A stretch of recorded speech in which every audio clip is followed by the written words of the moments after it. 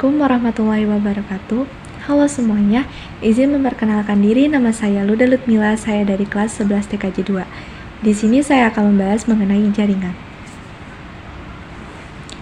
Yang pertama, kita akan membahas mengenai memilih network media dari jarak, lingkungan, jumlah data dan kecepatan, dan biaya. Dan untuk media yang bakal kita bahas itu ada copper, kabel fiber optik atau FO, dan wireless. Yang pertama yang akan kita bahas itu jarak. Jarak kabel koper itu memiliki maksimal 100 meter, bahkan bisa lebih. Namun, kalau misalnya lebih dari 100 meter, kabel koper ini akan terjadi data loss karena interferensi. Jadi kalau misalnya instalasinya masih di bawah 100 meter, itu masih bisa memakai kabel UTP. Tapi kalau misalnya sudah menghubungi jaringan antar benua, antar negara, itu tidak memungkinkan untuk memakai kabel koper, tapi emang harus menggunakan kabel fiber optik atau FO. Nah, yang kedua, jarak kabel fiber optik itu digunakannya untuk antar kota dan gedung. Yang ketiga, jarak wireless itu memiliki jarak luas lebih dari 45 meter, bahkan ratusan kilometer. Jadi jarak wireless itu adalah jarak yang paling luas, itu 45 meter, bahkan bisa lebih dari ratusan kilometer. Yang kedua itu lingkungan. Koper digunakan untuk lingkungan perkantoran, rumah, selagi jaraknya itu masih di bawah 100 meter. Fiber optik atau FO itu digunakan untuk lingkungan yang jauh, misalnya yang tinggal di perkotaan.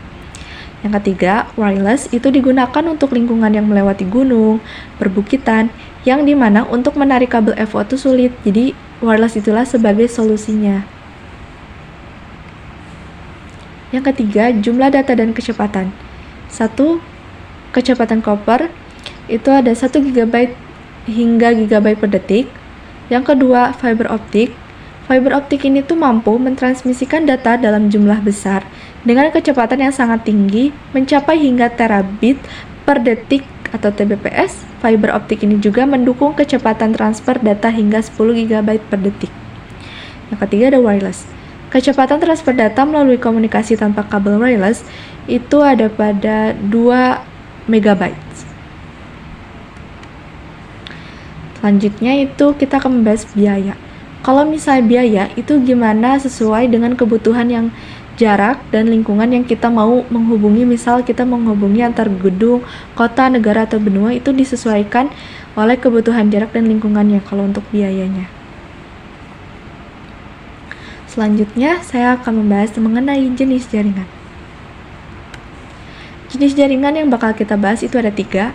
Yang pertama ada Local Area Network atau LAN.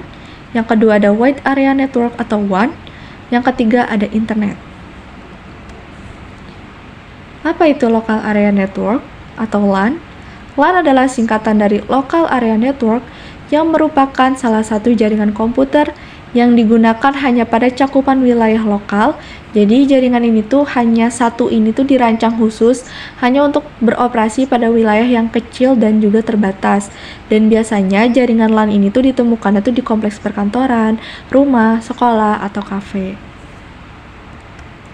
Nah, di sini juga ada fungsi jaringan LAN. Fungsi jaringan LAN yang pertama menyambungkan 2 komputer. Fungsi jaringan ini tuh adalah untuk menghubungkan 2 perangkat komputer atau bahkan bisa lebih melalui media perantara ataupun dapat secara langsung. Fungsi yang kedua itu dapat memindahkan file ke komputer lainnya. Nah, fungsi dari jaringan ini juga itu bisa memindahkan file dari satu perangkat ke perangkat lainnya tanpa perlu bolak-balik memasukkan flash disk. Yang ketiga ada fungsinya itu ada sharing printer. Nah, tidak hanya sharing file atau data, jaringan LAN ini juga tuh bisa berfungsi untuk berbagi printer atau sharing printer. Lalu ada jenis kabelan. Ada 3 jenis kabelan. Yang pertama ada kabel koaksial, yang kedua ada kabel UTP, yang ketiga ada kabel STP. Dan di sini juga ada kelebihan dan kekurangan dari jaringan LAN. Kelebihannya dari jaringan LAN adalah dia itu memiliki jangkauan yang sangat kecil, yaitu di area lokal saja. Jadi, karena dia itu memiliki jangkauan yang kecil, biayanya pun jadi nggak terlalu besar. Terus juga kabel yang digunakannya juga itu jadi nggak terlalu panjang. Nah, untuk kekurangan dari jaringan LAN, itu dilihat dari area jangkauannya, yaitu memiliki jangkauan yang kecil dan terbatas, yang oleh karena itu luas wilayah koneksinya juga jadi terbatas. Selanjutnya kita akan membahas jaringan Wide Area Network atau WAN. Wide Area Network atau WAN adalah sebuah jaringan komputer yang cakupannya sangatlah luas seperti kota, negara, bahkan hingga benua. Jaringan ini tuh merupakan hasil penggabungan dari dua jaringan lainnya, yaitu LAN dan MAN. Fungsi dari jaringan WAN yang pertama, itu memudahkan berkomunikasi. Karena luas cakupannya dari jaringan WAN, ini tuh dapat memudahkan suatu perusahaan yang memiliki kantor di wilayah berbeda dalam berkomunikasi, serta melakukan transmisi data dengan sangat mudah dan juga cepat. Fungsi yang kedua, mengintegrasikan jaringan LAN dan MAN. Selain memudahkan kegiatan komunikasi, jaringan WAN juga itu dapat berfungsi dalam mengintegritas jaringan LAN dan MAN. Maksudnya adalah WAN ini tuh dapat berperan sebagai jembatan integritas pada jaringan yang memiliki ruang lingkup lebih kecil. Contohnya adalah jaringan LAN dan MAN. Dengan kata lain, sebuah perusahaan itu bisa lebih mudah dalam mendapatkan sebuah informasi serta pembaruan terbaru. Yang ketiga, itu mendukung kegiatan operasional perusahaan. Jadi jaringan WAN ini juga dapat mendukung kegiatan dan melancarkan kegiatan operasional yang ada di perusahaan. Selanjutnya, ada jenis perangkat WAN. Ada 3 jenis perangkat WAN. Yang pertama, antena. Antena ini tuh sangat memudahkan perlengkapan telekomunikasi dalam menangkap sebuah sinyal yang berikutnya itu akan diubah menjadi sebuah tulisan, gambar, ataupun suara. Yang kedua, modem. Modem ini tuh fungsinya itu sebagai pengirim data pada smartphone dengan modulasi serta demodulasi sinyal. Yang ketiga, itu ada router. Nah, router ini tuh berfungsinya itu dalam mendukung sebuah jaringan ketika sedang melakukan tugasnya seperti konektivitas, fleksibilitas, dan lain sebagainya. Kelebihan dan kekurangan jaringan WAN. Kelebihannya itu, jaringan ini tuh adalah dapat digunakan dalam melakukan transmisi data, file, serta resource menggunakan jaringan workstation dan juga akan mendapatkan informasi secara real time. Dan kekurangannya itu, jaringan ini itu adalah biaya pembangunannya tergolong cukup besar dan mahal, dan jaringan WAN ini juga memiliki settingan yang lebih rumit dan jaringan ini sangat rentan terhadap serangan dari dunia luar. Contoh jaringan WAN. Ada 3 contoh jaringan WAN. Yang pertama, internet. Internet ini menjadi salah satu contoh jaringan WAN yang terbesar yang ada di dunia, yang memungkinkan kita untuk terkoneksi ke berbagai macam situs web serta layanan daring pada lokasi yang berbeda-beda di seluruh dunia. Contoh yang kedua, ada Multi Protocol Label Switching atau MPLS yang berfungsi sebagai mengirimkan data melalui sebuah jalur yang optimal pada jaringan sehingga waktu serta biaya yang dibutuhkan dalam mengirim sebuah data dapat berkurang. Contoh yang ketiga, ada varian Private Network atau VPN yang sebuah jaringan ini memakai koneksi internet dalam menghubungkan dengan jaringan lokal LAN sehingga akan terlihat seperti sebuah jaringan yang terkoneksi secara pribadi. VPN juga ini tuh akan memungkinkan penggunanya untuk mengakses sebuah data dari jaringan perusahaan pada lokasi yang berbeda secara aman. Selanjutnya kita akan membahas jaringan internet. Internet adalah singkatan dari Interconnection Network yang adalah jaringan komunikasi global. Internet ini tuh memungkinkan kita untuk dapat mengakses berbagai macam informasi, terus juga dapat berkomunikasi, serta menjalankan berbagai layanan digital. Selanjutnya kita akan membahas jenis jaringan internet. Jenis jaringan internet itu ada 3, dan ini tuh berdasarkan jenis yang berbeda. Jaringan internet yang pertama itu ada LAN atau MAN, WAN, dan PAN. Untuk jaringan internet yang berdasarkan jenis transmisi, itu ada wired network, jaringan berkabel untuk mengirimkan transmisi data antara perangkat wireless network jenis transmisi yang menggunakan sinyal nirkabel untuk mengirimkan transmisi data antara perangkat. Jadi, jenis jaringan internet yang berdasarkan transmisi itu ada wireless network. Yang kedua, ada jaringan internet yang berdasarkan jenis koneksi, yaitu ada dial-up. Dial-up itu adalah koneksi yang mengandalkan jaringan telepon rumah yang berbentuk kabel. Terus, jenis koneksi jaringan internet yang kedua itu ada Wi-Fi. Wi-Fi adalah jenis koneksi internet nirkabel yang menggunakan teknologi Wi-Fi untuk menghubungkan perangkat ke jaringan. Lalu, kelebihan dan kekurangan dari internet. Kelebihan yaitu memudahkan komunikasi yang efisien, terus juga dapat sumber hiburan tanpa batas, terus juga dapat memberikan akses informasi global yang luas dan kemudahan transaksi keuangan serta pendidikan yang lebih tersedia. Kekurangannya itu pencurian data pribadi, kecanduan belanja, spam, kejahatan cyber atau cybercrime, dan resiko pencurian dan penipuan. Selanjutnya kita akan membahas mengenai OSI dan TCP/IP layer. Apa itu OSI? OSI layer merupakan kepanjangan dari Open System Interconnection Layer yang menjadi standarisasi khusus untuk jaringan komputer, yang memungkinkan komputer ini bisa berinteraksi dengan protokol yang standarnya sesuai seluruh fungsi kerjanya jaringan komputer dan komunikasi antar terminal itu sudah diatur dalam standar ini. Selanjutnya, saya akan menjelaskan apa itu TCP/IP. TCP/IP atau Transmission Control Protocol atau Internet Protocol adalah standar komunikasi data yang digunakan oleh komunitas internet dalam proses tukar-menukar data dari satu komputer lain di dalam jaringan. Jadi, OSI layer itu adalah menjadi standar khusus jaringan komputer. Jadi kalau OSI ini untuk berinteraksi dengan protokolnya, kalau misalnya TCP/IP itu untuk proses pertukaran datanya. Di sini saya akan menjelaskan mengenai perbedaan OSI dan TCP/IP layer. Perbedaan utama antara model OSI dan TCP/IP dapat dijelaskan dalam 3 poin utama. Poin yang pertama itu dari struktur. OSI memiliki 7 lapisan yang terdefinisi dengan baik dengan fungsi-fungsi tertentu yang menawarkan peta jalan yang jelas untuk komunikasi jaringan.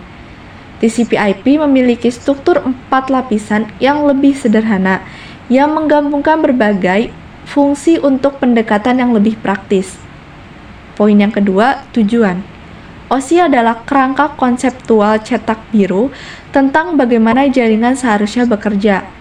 Namun, di sisi lain, TCP/IP adalah rangkaian protokol yang berfungsi serangkaian aturan aktual yang digunakan perangkat untuk berkomunikasi di internet.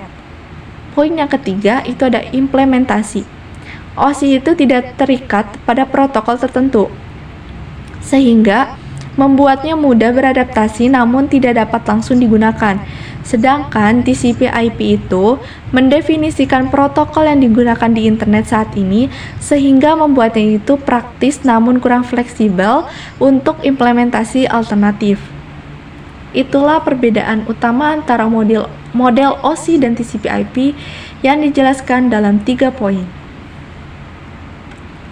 Selanjutnya saya akan membahas mengenai IPv4 address. Apa itu IPv4? IPv4 atau Internet Protocol Version 4 adalah versi keempat dari protokol internet atau IP yang digunakan untuk mengidentifikasi dan mengirimkan paket data melalui jaringan komputer. IPv4 memiliki berapa byte dan bit? IPv4 itu memiliki 32 bit yang terdiri dari 4 oktet blok angka desimal yang dipisahkan oleh titik. Jadi, setiap oktet terdiri dari 8 bit dan dapat memiliki nilai antara 0 hingga 255. IPv4 itu memiliki 5 kelas, yang dimana setiap kelasnya itu memiliki ukuran blok yang berbeda dan juga untuk kebutuhan jaringan yang berbeda. Kelas yang pertama itu ada kelas A. Rentang alamat IP-nya itu adalah 1.0.0.0 hingga 126.255.255.255 dan untuk jumlah alamatnya itu adalah 16.777.216 dan identifikasinya itu awalan bitnya itu adalah 0. Untuk kelas B, itu range kelas B itu pada IPv4 yaitu 128.0.0.0 hingga 191.255.255.255 dan untuk jumlah alamat kelas B itu ada 65536 dan untuk identifikasinya itu awalan bitnya itu 10. Selanjutnya itu untuk kelas C, rentang alamatnya itu 192.0.0.0 hingga 223.255.255.255 dan jumlah alamatnya itu adalah 256 dan identifikasi kelas C itu awalan bitnya 110. Untuk kelas D, rentang alamat IP-nya itu 224.0.0.0 hingga 239.255.255.255 yang digunakan untuk multicast yang dimana data dikirimkan kepada sekelompok perangkat. Untuk kelas yang terakhir itu ada kelas E, rentang alamat IP-nya itu adalah 240.0.0.0 hingga 255.255.255.255 yang digunakan untuk keperluan eksperimen dan penelitian. Selanjutnya itu ada fungsi IPv4. Fungsi IPv4 ada dua. Yang pertama untuk identifikasi dan pengalamatan. Jadi, setiap perangkat yang terhubung ke internet diberikan alamat IP yang unik untuk membedakan dan mengidentifikasi perangkat tersebut dalam jaringan. Fungsi yang kedua, pengiriman paket data. Jadi IPv4 ini tuh digunakan sebagai protokol untuk mengemas dan mengirimkan paket data melalui jaringan. Jadi setiap paket data dilengkapi dengan header IPv4 yang berisi informasi tentang alamat IP, pengirim dan penerima, serta informasi lain yang diperlukan untuk pengiriman paket secara tepat. Selanjutnya saya akan membahas kelebihan dan kekurangan IPv4. Yang pertama, kelebihan IPv4. Ada 3 kelebihan IPv4. Yang pertama, kesederhanaan. IPv4 ini memiliki struktur yang relatif sederhana dan mudah dipahami. Kelebihan yang kedua, kompatibilitas yang luas. IPv4 telah digunakan secara luas selama bertahun-tahun, hampir semua perangkat dan sistem operasinya ini mendukung IPv4. Kelebihan yang ketiga, dukungan dan pengembangan matang. IPv4 telah ada sejak awal pengembangan internet dan telah melalui banyak pengujian dan pengembangan karena telah digunakan secara luas. Masalah-masalah dan kelemahan IPv4 itu telah dikenal dan diatasi. Sekarang kekurangan dan IPv4. Kekurangan IPv4 ada 2. Yang pertama, keterbatasan alamat IP. Salah satu kelemahan utama IPv4 itu adalah jumlah alamat IP yang sangat terbatas. Dengan menggunakan alamat IP 32 bit, IPv4 itu hanya menyediakan sekitar 4,3 miliar alamat IP yang dapat digunakan. Kekurangan yang kedua, itu skala jaringan. Dalam jaringan yang sangat besar, seperti infrastruktur internet saat ini, administrasi dan manajemen IPv4 ini menjadi semakin rumit. Selanjutnya, saya akan membahas jenis-jenis IPv4. Ada 3 jenis IPv4. Yang pertama, alamat IP publik. Alamat IP publik adalah alamat yang unik dan dapat diakses secara global di internet. Jenis yang kedua, alamat IP private. Alamat IP private adalah alamat yang digunakan dalam jaringan lokal atau LAN yang tidak dapat diakses secara langsung dari internet. Jenis yang ketiga, ada alamat IP loopback. Alamat IP loopback adalah alamat khusus dalam IPv4 yang digunakan untuk menguji komunikasi jaringan di perangkat lokal. Selanjutnya, kita akan membahas IPv6 address. Apa itu IPv6? IPv6 adalah versi terbaru dari protokol internet yang digunakan untuk mengirimkan data di jaringan komputer. IPv6 ini dirancang sebagai pengganti teknologi IPv4 yang telah menjadi standar dominan sejak awal pengembangan internet. Jadi, IPv6 ini adalah versi terbaru protokolnya IP sebagai pengganti teknologi IPv4. IPv6 itu memiliki berapa byte dan bit? IPv6 itu menggunakan alamat 128 bit dan 16 byte yang terdiri dari 8 blok bilangan heksadesimal yang terpisah oleh titik 2. Misalnya, 20.1.2.0db8.2, 85A3.2, 0000.2, 0000.2, 8A2E, 20370.2, 7334. Fungsi IPv6. Ada 4 fungsi dari IPv6. Yang pertama, fungsi yang pertama itu alamat IP-nya itu lebih besar. Fungsi utama IPv6 ini adalah menyediakan ruang alamat yang jauh lebih besar dibandingkan dengan IPv4. Dengan menggunakan alamat IP 128 bit, IPv6 dapat mendukung jumlah alamat yang sangat besar. Fungsi yang kedua itu konfigurasi yang otomatis. IPv6 itu memiliki fitur auto configuration yang memudahkan pengaturan alamat IP pada perangkat. Fungsi yang ketiga itu keamanan yang ditingkatkan. IPv6 itu sekarang tuh mencakup fitur-fitur keamanan yang lebih kuat dibanding IPv4. Lalu fungsi yang terakhir itu ada efisiensi lalu lintas. IPv6 itu tuh dirancang untuk meningkatkan efisiensi lalu lintas jaringan. Sekarang kita akan membahas mengenai kelebihan dan kekurangan dari jaringan IPv6. Kelebihan dari IPv6 itu ada 3. Yang pertama, ruang alamat yang lebih besar. IPv6 itu dapat menggunakan alamat IP 128 bit yang menyediakan ruang alamat yang sangat besar yang diperkirakan terdapat lebih dari 340 undescellation 10 atau sama dengan kayak 10 pangkat 36 alamat IPv6 yang tersedia. Untuk kelebihan yang kedua, itu konfigurasi yang otomatis. Karena IPv6 ini memperkenalkan fitur auto configuration yang dapat memudahkan kita dalam pengaturan alamat IP pada perangkat. Kelebihan yang ketiga, itu keamanan yang lebih baik. IPv6 itu menyertakan fitur keamanan yang lebih kuat dibanding dengan IPv4. Kekurangan IPv6. Ada 3 kekurangan IPv6. Yang pertama, kompatibilitas dengan IPv4. Yang kedua, infrastruktur dan implementasi. Jadi, penerapan IPv6 itu membutuhkan perubahan dan upgrade pada infrastruktur jaringan yang ada. Untuk kekurangan yang ketiga, itu ada keterbatasan dukungan. Meskipun dukungan untuk IPv6 ini semakin berkembang, tapi masih ada beberapa perangkat atau sistem operasi dan aplikasi yang mungkin nggak bisa mendukung IPv6 sepenuhnya. Jenis-jenis IPv6. Ada 3 jenis IPv6. Yang pertama ada unicast IPv6.